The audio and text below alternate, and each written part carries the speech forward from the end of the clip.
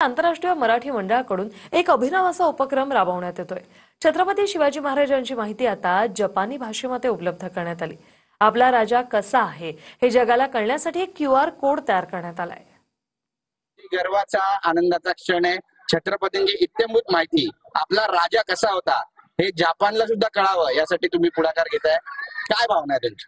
नमस्कार, जय भवानी, जय शिवाजी। अतिशय अभिमानास्पद ही गोष्ट आहे। मराठीला अभिजात भाषेचा दर्जा मिळणं आणि त्याच अनुषंगाने आज मंत्री महोदय उदयजी सामंत यांनी आमच्या QR कोडचं इथे अनावरण केलं।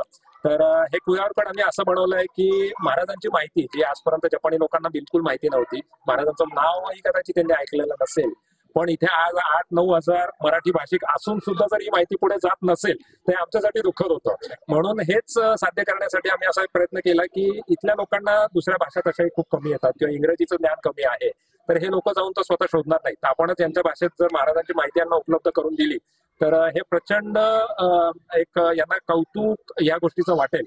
आणि महाराजांची ख्याती जी आपल्यापर्यंत तर आहेच आहे, पण ती आज जपान सारख्या या देशामध्ये की यांना राजेशाही किंवा आपल्याकडे जशी सरदारकी होती यांच्याकडे सामुराई पद्धत आहे, तर यांना या गोष्टी थोड्या कल्पना आणि माहिती आहेत की राजेशाही कशी असते, तर यांना प्रचंड लवकर हे कळू शकेल